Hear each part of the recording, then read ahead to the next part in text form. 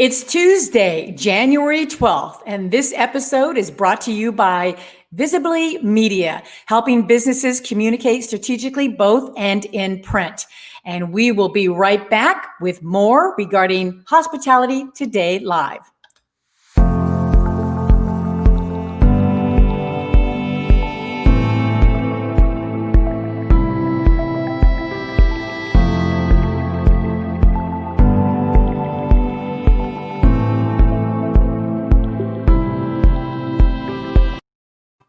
Hello, everyone. I'm Deborah Gardner, your host for Hospitality Today Live, where real life topics, perspectives, opinions, stories, and lessons are shared from all my amazing guests that work in the hospitality industry. And today we have Cindy Tschosik with SoConnected LLC, who is an expert on mental health to help many of us learn the symptoms, the behaviors, the solutions and treatments for depression, anxiety, and even stress. It's a very relevant topic right now, as we all know, during the pandemic, but we're going to find out how we can help ourselves.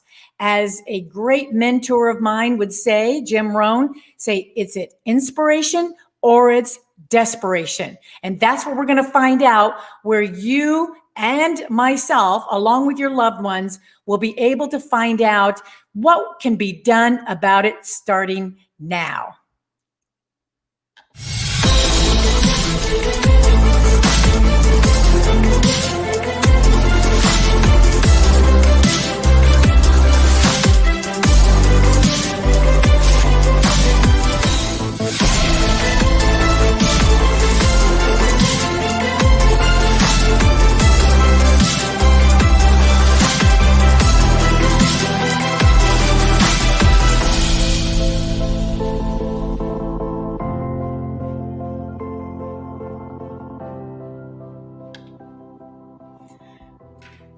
Welcome back, everyone. We just definitely want to say hello to my fabulous guest today, Cindy Tschosik. Hi, Cindy. Hi, Deborah. I'm ready.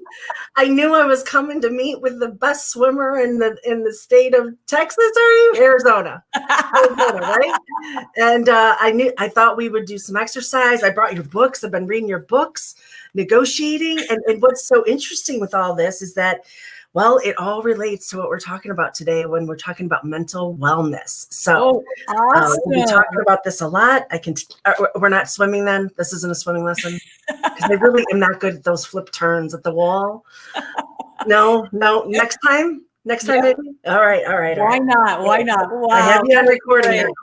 That is great. Well, and that's what's so great about that is we can utilize what's going on in our life around things that we enjoy doing or things that we have accomplished. So I really appreciate utilizing me as the guinea pig for that. But we are here today for a mental health check.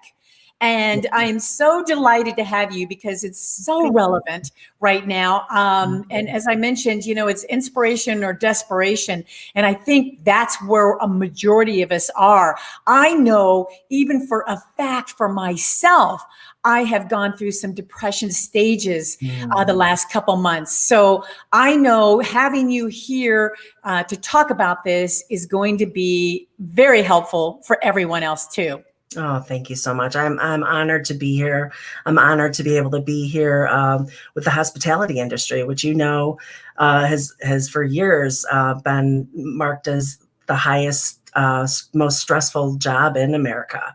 And I know you're going to get into that a little bit more. So anything I can do to help people recognize what mental health issues look like, and then also how to take care of themselves and get the treatment or the help that they need so that they could be more like themselves. Yeah. And I know this is going to be very beneficial for myself as well. But yes, the hospitality industry, as you mentioned, it has been devastating, absolutely a devastating industry and profession worldwide. And we still have millions of people out of work, which recently on Facebook earlier this week, I put a little saying on there about about how we should actually put the out of work event and meeting planners to work the vaccination process, because first of all, it'll give them a job. Secondly, they're so well organized. Yeah.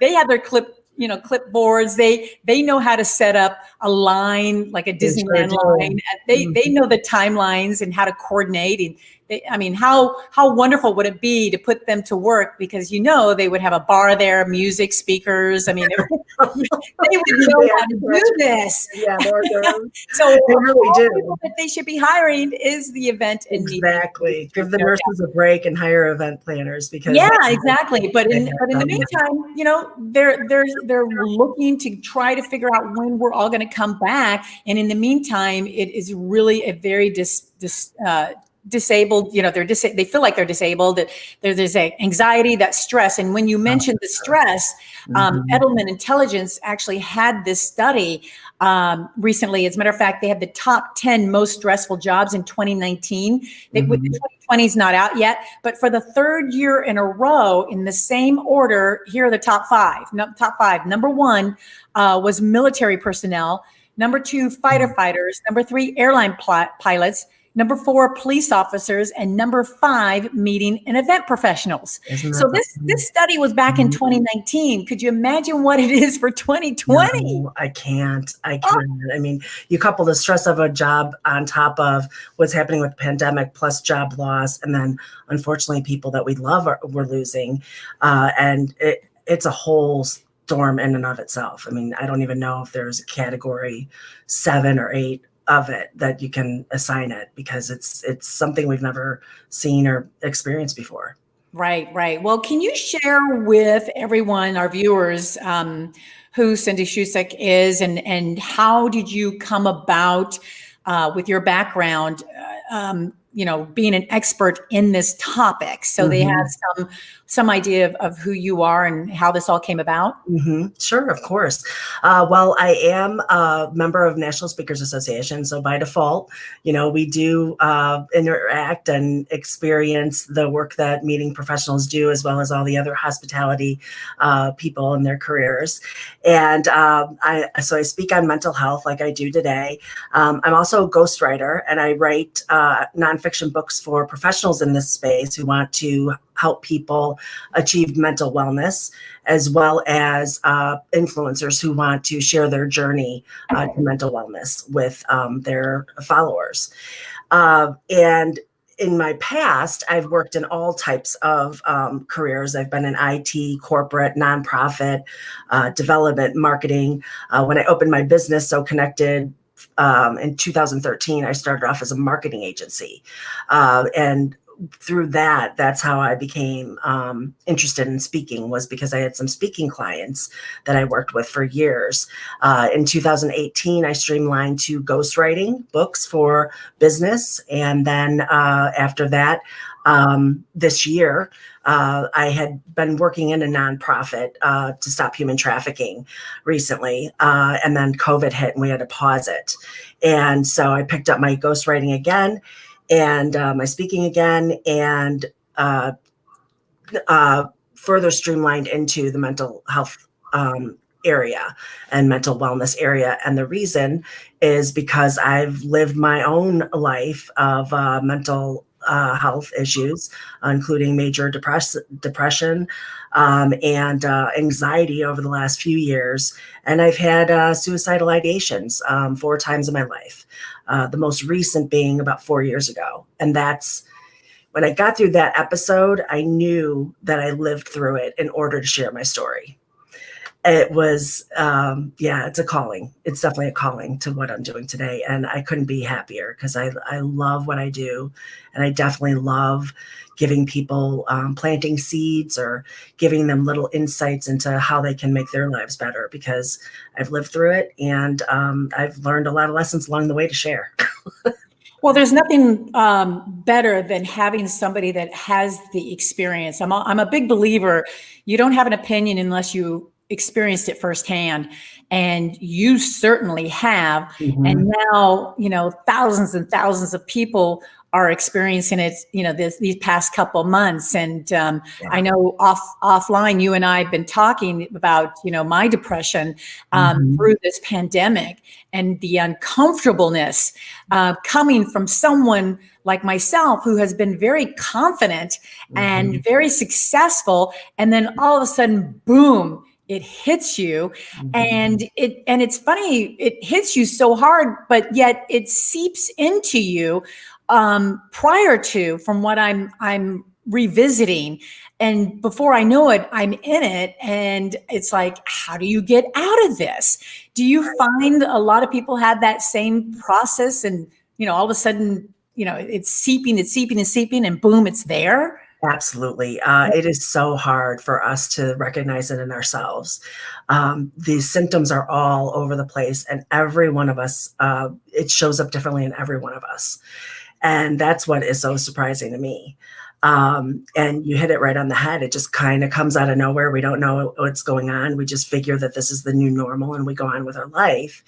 And then as it sinks in deeper into us, we kind of start feeling, oh, this is weird or whatever, or this is life. Life isn't easy.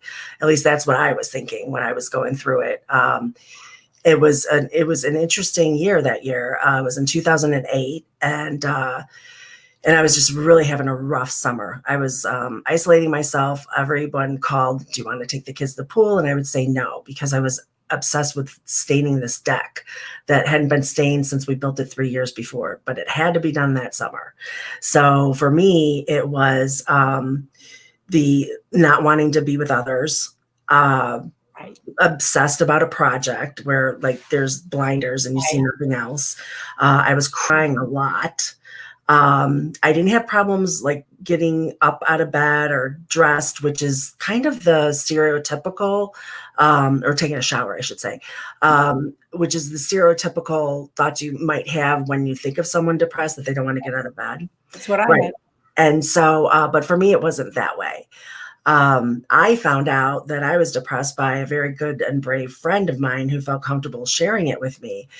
She had come over. We were on the newly stained deck. She brought over lemonade, and we were having a glass of lemonade. And I felt like, and I was just explaining to her, I'm like, I'm having a really rough summer.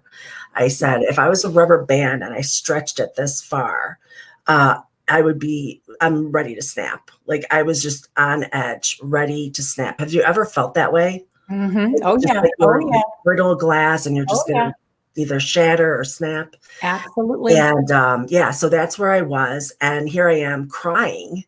And there's the cable man is on the telephone pole doing service for me. And my kids are actually literally frolicking, like they say in the fairy tales, in the yard. And I am sobbing in front of my girlfriend. And she just said, I hope you don't mind me saying this, but I think you might be depressed. And I was stunned. Yeah. I said, what do I have to be depressed about? I have a house. I have these great kids. I have a great husband. I have food on the Your table, health. clothes on my back. Right. I'm like, there's no way I'm depressed. And she said, that is not what depression's about, Cindy. She said, it's a chemical imbalance in your brain. It's a medical condition. And I'm like, huh, wow. I was really kind of like surprised at the approach that she took with me. And it made sense because I really clearly wasn't doing anything to cause this. Mhm. And she said, if you had diabetes, what would you do? And I'm like, I'd get insulin. And she said, and if you had high blood pressure or high cholesterol, what would you do? I said, I'd get a pill. She said, well, this is exactly like that. It's a medical condition. It's a medical illness. It's a medical disease like any other. And it just, that was 12 years ago. And it just really made me think. So that's how I found out. Well, and it's curable. That's the Mhm. thing. It is. It's Yes. probably one of the easiest things to be cured. But for me, it's like I had to talk about it. So I would talk about it with my husband. And then, I'm like, okay, what do I do? This Mhm. is Mhm. unusual for me to be going through something like this. And again, it's a very uncomfortable, kind of a helpless position to be in Mhm. because I'm just like, on a hamster wheel going around and around, not sure what I'm supposed to be doing. And this went on for a couple of weeks this past summer. And finally, it was like are going to share with everybody, there's certain different treatments that could be done. Right. But I think, majority of this is all about determining what is depression, what it looks like, and even what the types are. And I think I wanted to also invite, some questions and comments as well. But I wanted to at least start out. Oh gosh, we've got one here. We've got our good buddy, Deborah. Deborah Jason is Deborah here. Jason, hello. She wanted to say it's nice to see you. She's got a couple great comments here, but we do want to open it up for comments and any questions. And this is the time to do it because they've got you as an expert right here available to answer those type of questions. But why don't we go ahead and start with, what are the types of depression? What do we need to be looking for to determine, what kind we have? Is that kind of where the first step is? Yeah, it is. Well, because we actually, there's very little that we can recognize in ourselves. We can research, we can learn, but really what's going to help you the most is really seeing your doctor. To find out what kind of depression that you might have. The key is that I want to share with people is that it looks differently in every person. Just like Deborah, when you shared your story with me in preparation for this interview, I was so touched for a couple of reasons. Number one, that you struggled through it. Number two, that someone like you who's vivacious and active and loves to swim and an author, speaker, active. I mean, every time I see you speak, it's a standing room ovation. So here you are, up at the top of your game and you're struggling through this, which is why so many people are. There's a lot going on in the world. And depression, mental illness is increased 30% since March. So there's a lot more people now. The stats will be staggering when we get them for 2020. Oh, wow. So the first thing is it looks differently in everybody. Men and women have specific differences in how it shows up in them. And men, a lot of time it's anger. So if there's a lot of anger or rage, there might be some depression associated with it. And then the other thing is when these symptoms are going on for 2 weeks or more is when it's not the blues. You're not just feeling sad or down for the day, but it's starting to last. And so if you recognize the symptoms and they've been lasting 2 weeks, that's when you want to get some intervention. Does that make sense? Yeah. Oh, absolutely. And mine personally did go longer than 2 weeks. And like you said earlier, it can hit anybody.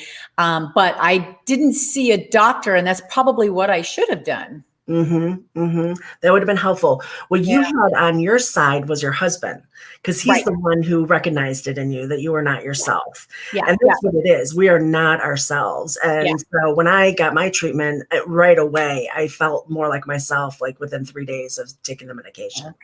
So it does make a difference when you get the right treatment. And you did. I mean, you pulled up your glasses, your goggles, you went swimming, you did all the right things. And thank God someone was there. And that's what I love to teach about is that, learning this is kind of like a life skill.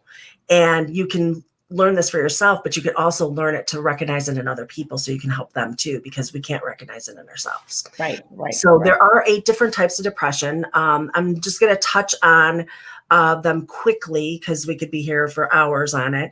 But the first one, the most common, is major depressive disorder. And that one is when you feel depressed most of the time for most days of the week. There's also persistent depressive disorder that lasts 2 years or longer. So that's me, depressive disorder. I'm still being treated for it 8 years later, 12 years later, 2008. I'm not a mathematician. I am a writer. And then there's bipolar disorder. And this one is very common that people know about. There's a lot of commercials on TV for medication. And this is defined as when the mood episodes range from extreme high energy with an up mood to low depressive periods. So you're having the highs and the lows, and they're switching off. And that is a very difficult one to self-diagnose. That's something that takes medical care, medical doctors, probably some therapy, talk therapy. Seasonal affective disorder, for those of us who live in Chicago area, the Midwest, and other states where it gets cloudy and cold, that one is seasonally related. It's due to lack of sun, maybe lack of vitamin D. And this happens during the winter months because the days grow short and you get less and less sunlight. And sunlight brings us vitamin D. So when we're lacking in that, we may feel more like we have the blues, or that we are depressed during the seasons. There's also psychotic depression, and this is depression with psychotic episodes such as hallucinations, paranoia, and delusions. Postpartum depression is when a woman has given birth, and it's depression that lasts after the baby's born. And does all of these require medical intervention, and that can last anywhere from a couple of weeks after the baby's born to years after the baby's born. So it's something that should definitely be closely monitored. And then the last two are situational depression. This is when you have a depressed mood when you're having a challenging time in your life. So let's say you lost somebody that you love, you're going through a divorce, maybe even, you did get married, or something happened with one of your children with school or medically or whatever. So that's a situational depression, and it does need treatment. It's not something you might snap out of. Sometimes it could get really dark. And then the other one is hold on, I can't see this screen. Atypical depression. And that one is when you have a positive lift in your mood because you're looking forward to something. So this one really struck me as sad, because if you think of grandparents and you think that they're home alone and they're not really active in doing things, or, communicating with their friends a lot, they're excited to see you. They're excited to see their grandchildren. They're excited to go out with their friends. So they're depressed up until the point they have something to look forward to. And these days, it's not just with grandparents. Quarantine causes this to happen a lot. And there's only so many things we can plan and look forward to when we're quarantined, because there's nowhere really to go.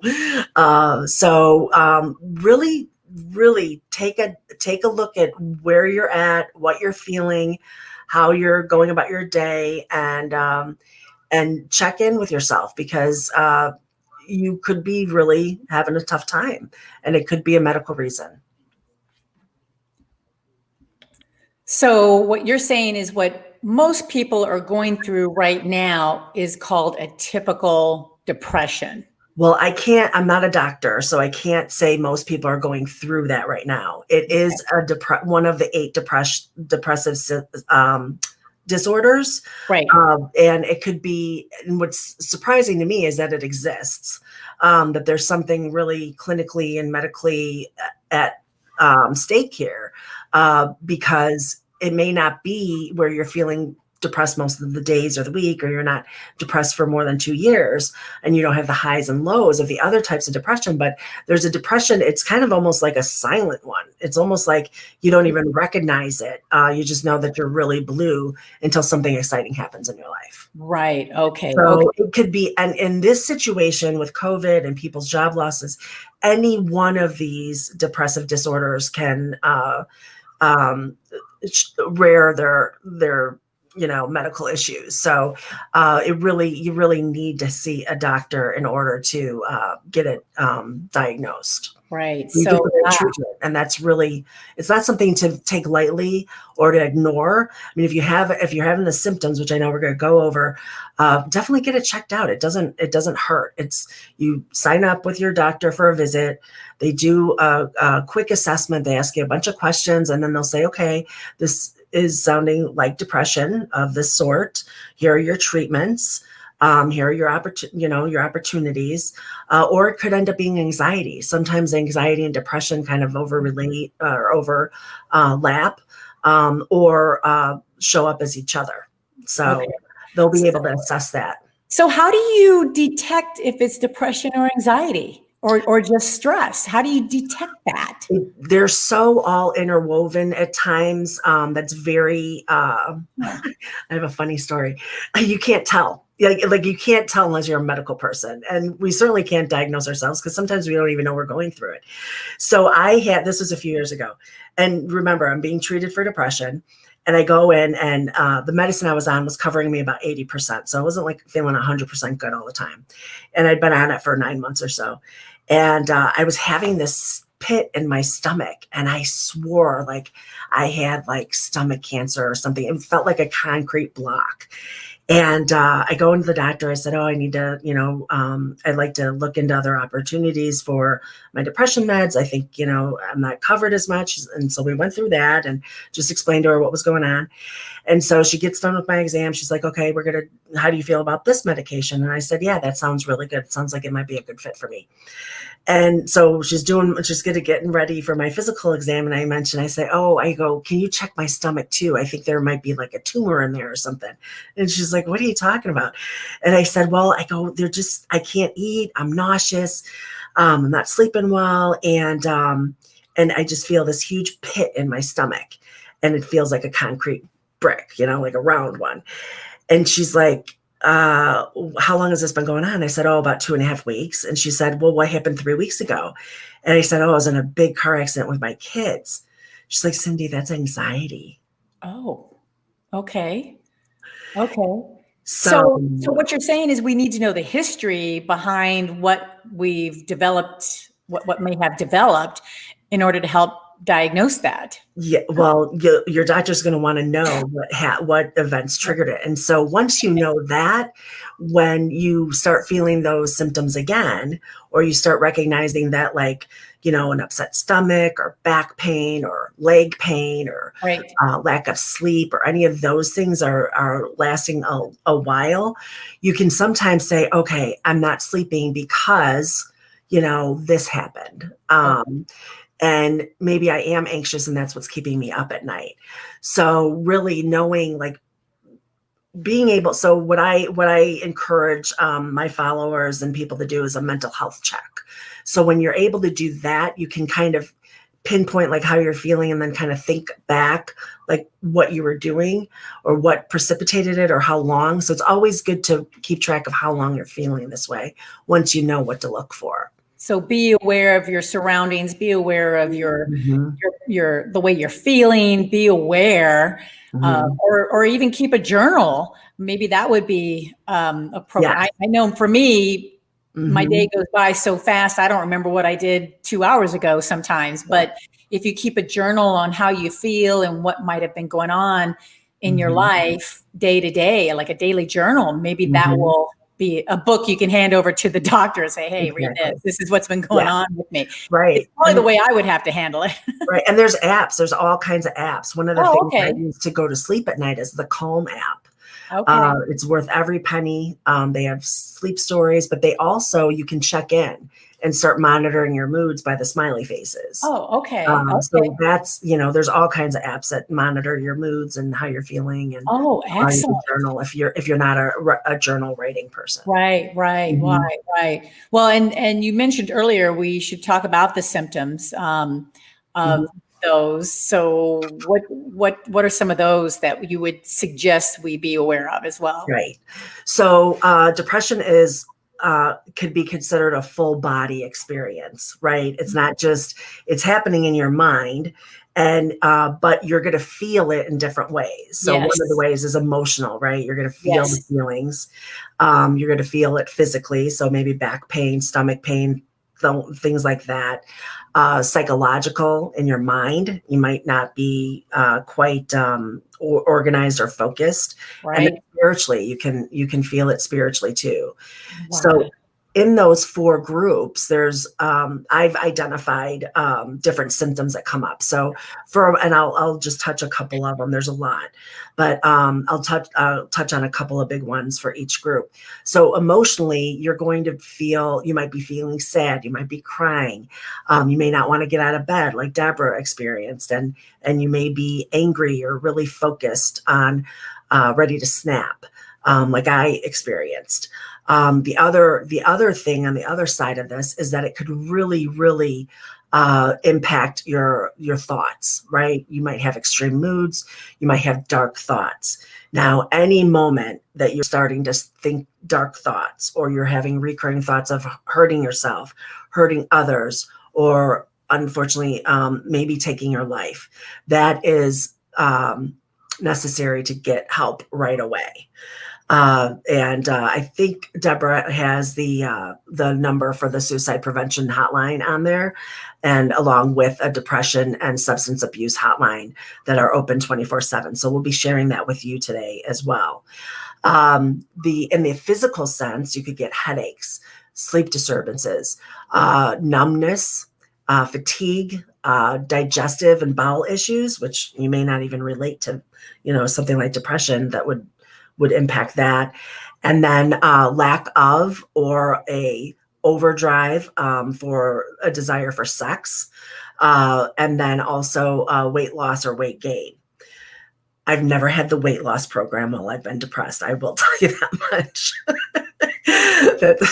Yeah, I can't ever get through that one. That one takes a lot more control of my eating and my exercising, which I'm doing. So that's good.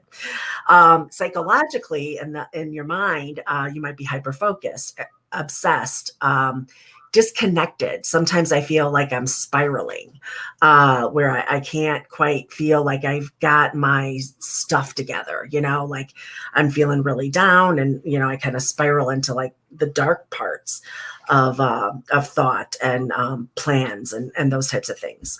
And then spiritually, this is one that might be surprising as well, but this is one that you may feel disconnected from your faith or your practices of meditation or whatever it is that you believe and practice in spirituality.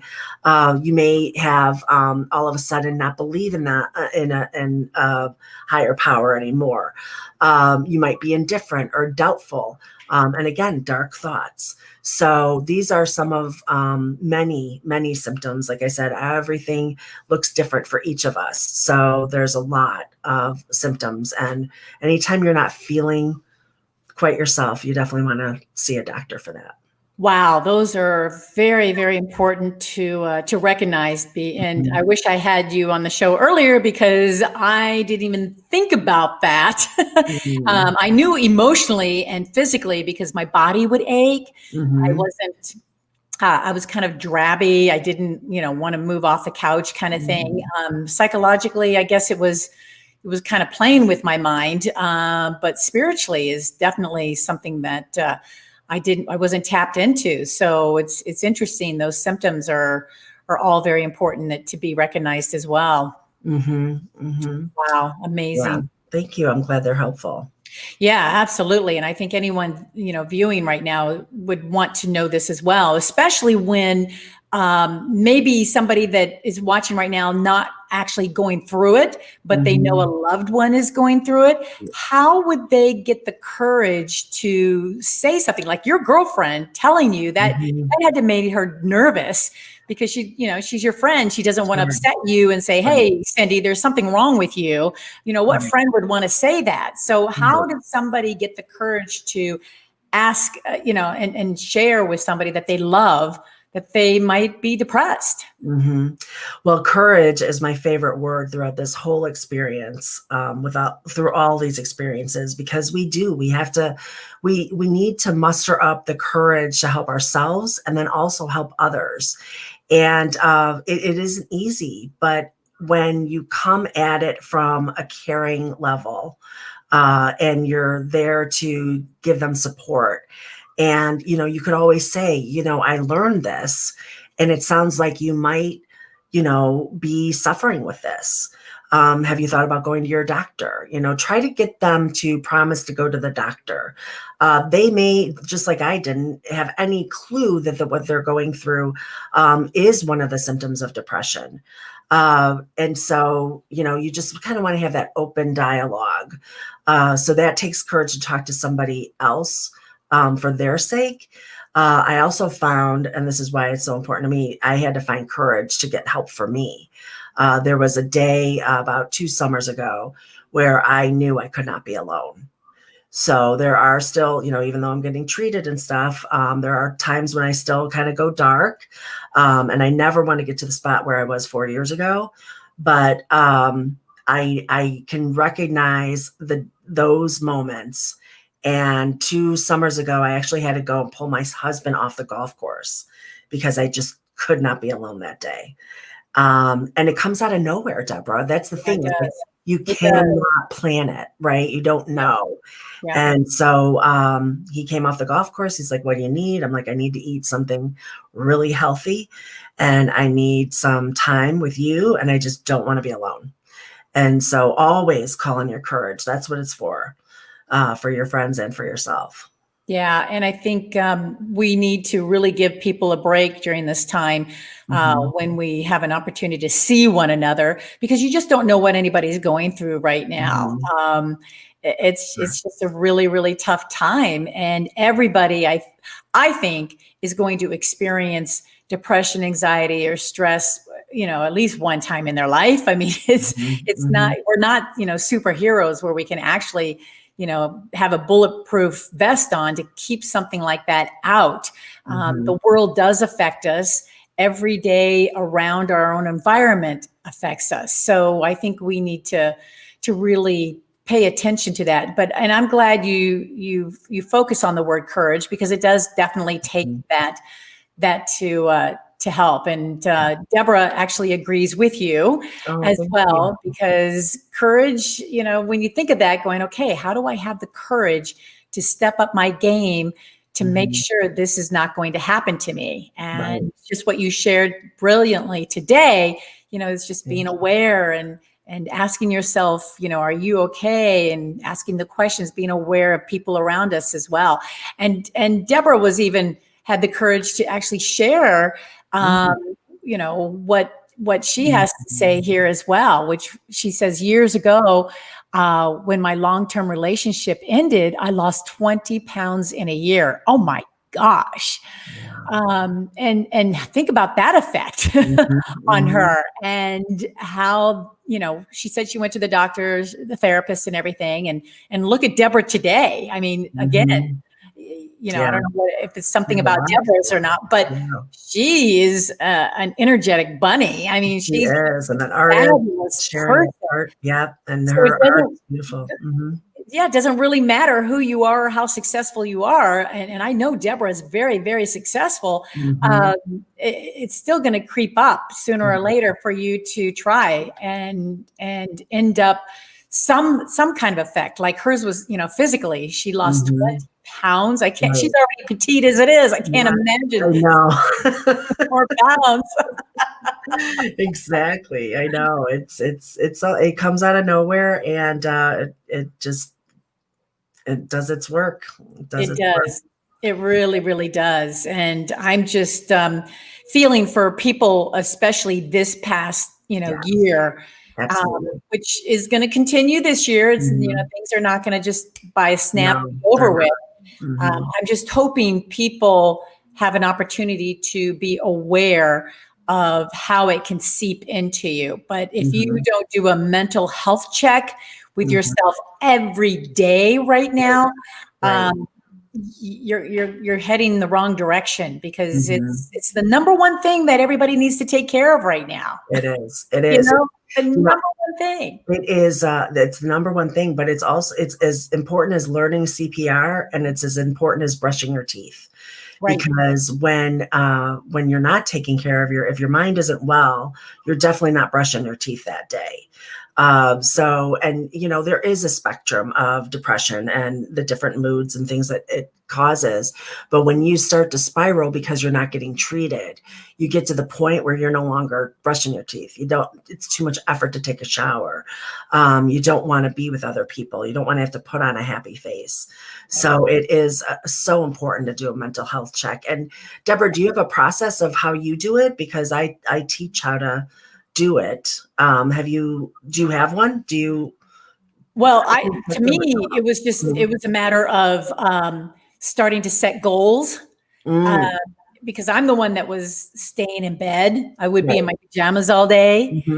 I wouldn't move. Share with us what your experience was. Well, There's thanks so for much asking.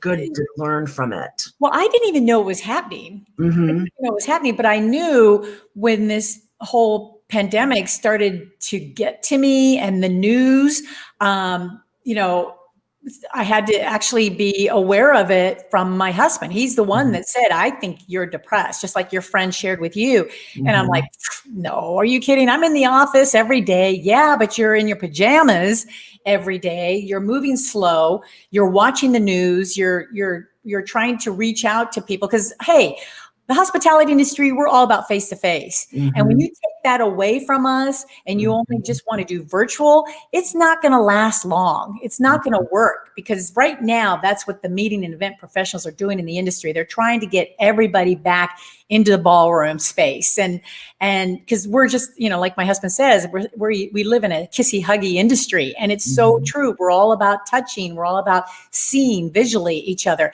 And when you take that away, it does creep into you going, gosh, does nobody love me anymore? Nobody's hiring me anymore. So you start getting second thoughts. So what I had to do was I had to start setting goals and write them down and say, okay, this is what I have to get done today. So what happened was I was focusing on what I needed to get done and what not to do. Like I turned the TV off. I started reading. I took a class in real estate. I started doing things that were more important, not just one thing, like you were focused on your deck, getting that done. I think you have to keep your mind busy. At least for me, I had to keep my mind busy to do other things and to do other things for others. Like my aging parents, I started doing things with them. So I had to force myself because really I was just sitting there at my desk in my pajamas trying to find work, and it just doesn't work that way. So once I started accomplishing my goals, I thought, okay, I'm feeling more confident that I can move forward and do other things. And before you know it, in a couple of weeks, I snapped out of it, haven't been back in it. Right. And that's brilliant because there are some people who go through a small lull of depression like you did, right? Maybe a couple weeks, maybe longer. But when they have the right support system, like your husband who says, you're depressed, you're, working in your pajamas, blah, blah, blah. Right. That's key, because the support system is so important to us. And you were able with that support system to pull yourself out of it because you knew what you had to do. Absolutely. And so, and I do the same thing. My husband doesn't tell me what's going on. I have to do my own mental health check. So, but what I find too, is when I'm really, feeling rough times is that I'm negotiating with myself. Right. Like I negotiate for that extra snooze, or I negotiate for not, to do the dishes later or whatever it is. Right. I mean, it's not bad to work in your office in your pajamas, but when it goes on for 2 weeks, when it starts to, get into that where your normal way to live and work and operate is impeded by it, then that's when it's a problem that you need to get checked out. Also, exercise is huge for combating depression and anxiety. You can tell. And you're right, because when the pandemic hit, my swim practices were canceled, right? And that was part of putting me in the depression. But once we were able to open and get, the protocols into place, and I got back into the water with my goggles on, it made a huge difference. It is. It's Huge. the biggest fighter. Yeah. Eating So healthy. love those goggles. Gotta love them, right? They're my daughters, actually. I had to steal them. Yeah. But I like the purple. That's nice. But yeah, for sure. And the mental health check that I do is similar to some of the things you do, but like I'll check in like every day. And if I'm having a rough day, I'll check in multiple times. But I just kind of like close my eyes, take a deep breath. And then I go through like from my head to my toes, I'm checking in with my body and asking, okay, how are you feeling? What's going on? I'll think about my environment, what's happening in that. What are my stressors? And then say, okay, well, this is something I got to do. And last summer, or this summer, actually, I did a mental health check. I wasn't doing them daily. And I was like, holy crud. Like I haven't taken my meds in 3 days. Right. So that's another thing is that people think, oh, I did that. That's actually how I ended up being in that dark place 4 years ago. Life was so good. We'd been on 3 vacations. Things were awesome. I went off my meds and 3.5 weeks later, I was suicidal and planning it. And it was rough. It was really a dark day. Well, I think that's very important, taking your supplements, moving, exercising. Even Deborah was sharing with us that, she's going to be attending an in-person, physically distanced, of course, program with PCMA in the Rocky Mountain region, which is a fabulous chapter, by the way. But at least she is moving, she's getting out, getting some fresh air. The seasonal depression type that you mentioned earlier, at least she lives where it's snowing and cold, but at least she's getting out where the sun might be shining as well. So good for you. Outside in nature, just 15 minutes can make all the difference. Just a walk around the block will make a difference. Doing some sit-ups, whatever you can do, it will brighten your mood because it gets those happy hormones going. So that's a huge help. So I'm so proud of you and I'm proud of your husband for saying something. Yes. I'm proud of you for recognizing like what is going to help me get out of this. Right. And what's interesting with you knew what you needed. A lot of us, like for me, I don't know when I'm in those spaces, I don't know. So I actually put together a toolkit that I go to that has a list of all the things I like to do. It's really elementary, but like when you're off and you're not thinking right, you can't remember that I like to go to the Arboretum. As simple as that. I can't remember that I like to walk or read a book or take a Sunday and watch Lifetime movies. That's a really good pleasure. That's a guilty pleasure. So there's just so many things. So I put in, funny gifts I've gotten. I put in like cards that people have sent me to make, lift my spirits or, just fun ones that they send throughout the year. And I sent, I just put a list of everything I like so I could go back to that and say, oh, that's right. Chocolate, wine help me, like I'm going to do something nice for myself. I'm going to give myself some good love, so those are really important things. As well. Yeah. But I love when you show my books, Naked Negotiating. That's right. On Amazon. Naked Negotiating, the beginner, the intermediate, and the advanced version. Exactly. To utilize that to negotiate with yourself. Yep, exactly. For a mental health check, I thought was a great idea. Exactly. Well, the most important person we can negotiate is with ourselves. Exactly. If we're not around and our minds aren't all sharp, then we're not going to be able to negotiate with everybody else and use your tips. Right? Exactly. Be able to brush our teeth or get I appreciate you sharing that. That's a great idea. Well, when it comes down to it, I think majority of this whole process is, and I'm glad I'm sorry to say this, but I'm glad it happened to me because now I know I have the experience of possibly helping others and identifying it and all that kind of stuff. And now the information that you shared today is just making me even feel even more smarter pertaining to this happening to me. But also one area that I believe that we all need to take a look at, having depression or not, is gratitude. There's always a silver lining, especially behind what we've been going through with COVID-19. And gratitude, you have to be very grateful through this whole process as well. Because again, if not, you're going to definitely go on the deeper side in. But when it comes to gratitude, what one thing that are you grateful for? Oh gosh, there's so many things. You know, I am grateful that my family and I are all healthy. That is the only thing I am focused on right now is we're still vertical. Yeah. You know, absolutely. and we're able to do the things that we want to do. So, right. Especially after a tough year as this, when people, a lot of families have lost their loved ones. Right.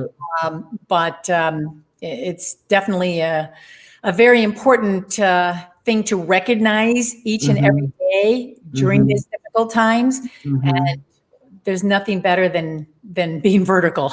Yeah, exactly. What about you? What are you grateful for, Deborah? Oh yeah, I'm just grateful for, you know, like I mentioned, going through the depression process. I know a lot of people are, and a lot of people are even on the suicidal side. And I'm just grateful to recognize this type of mental health status that I never really would exist for someone like myself. And I'm very grateful that I was able to bite it in the butt immediately. Because if not, I'll be looking at it for 12 years down the road. So I know now what it is and what it can do for myself, and knowing that I can snap out of it. I have the confidence and the courage to snap out of it is very, very important to me. It's all about the mental health check. So I'm such a believer that the things that happen to us so we can share them with others and help other people through their journeys.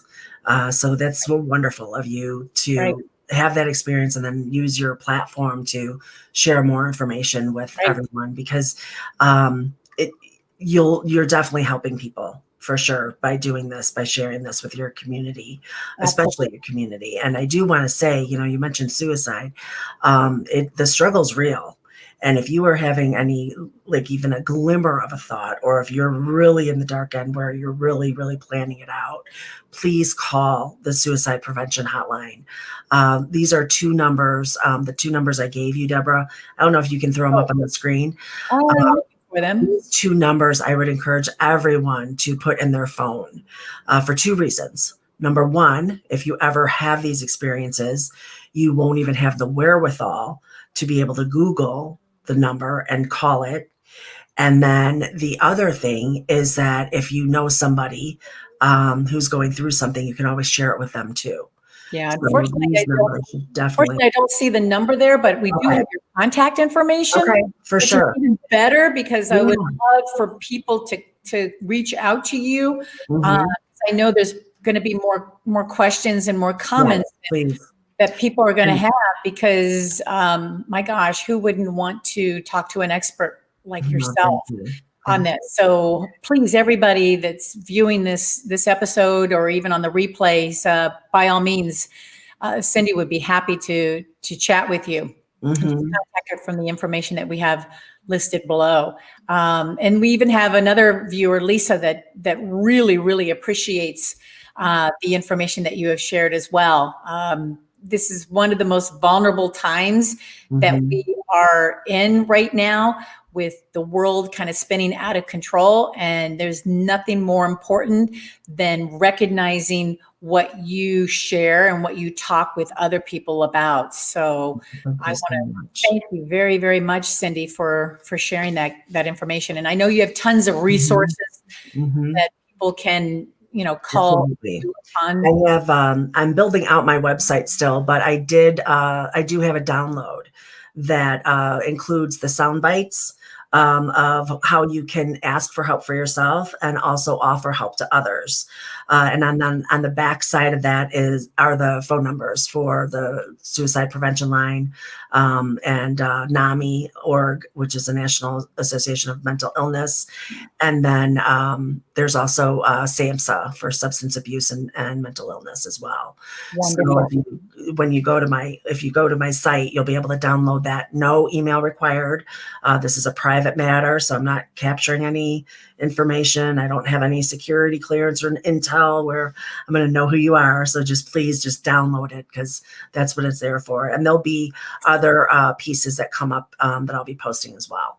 Excellent. Excellent. Yeah. Everyone take advantage of that. Well, again, your brilliancy is just amazing. And you're a great friend. I really, really appreciate you with your unbelievable information that's just, again, so relevant right now. And I can't wait for more viewers to see this on the replay as well, because this is one topic that cannot be ignored and must be shared out there. So thank you. Thank you so much for sharing this with our peeps.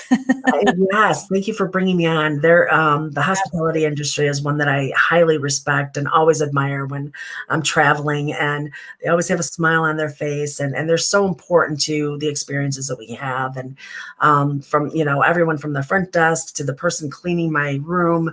Yes.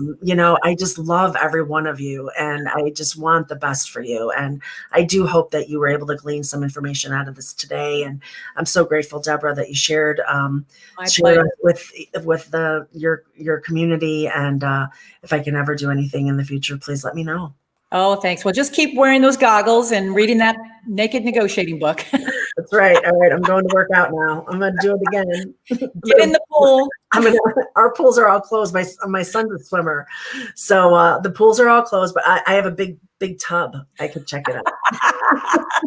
That's about where I've had to spend a lot of time this year. Exactly. Thank you so much, Cindy. Have a good day. All right. All the best to y'all in the new year. You betcha. Bye-bye. Bye. Well, I hope you all enjoyed today's show with Cindy Tschosik. She was just fantastic. And if you want to see this conversation again or share it with others, especially your loved ones that might be going through some depression, anxiety, or stress, by all means, take a look at this episode again on Facebook, LinkedIn, and subscribe to our YouTube channel as well. And if you have any questions, by all means, reach out to myself or the staff at hello@hospitalitytoday.com. And I want to thank our sponsor, Visibly Media, for being with us as well on a continuous basis. Now, next Tuesday, I'd like to introduce to you Desi Whitney. She is the co-founder for Emergency Concierge International. Talking about another relevant topic during this time. Well, Desi, who actually brings almost 20 years of meetings and events industry expertise to ECI by identifying a great need in the industry for emergency planning and management.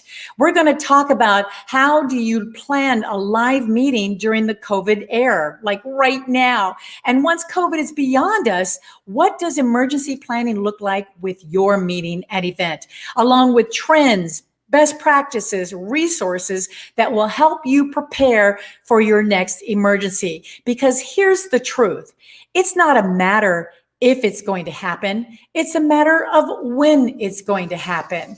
And the question becomes, will you be ready? So don't miss next Tuesday, this all-important conversation. I'm Deborah Gardner. Thank you for joining us, and keep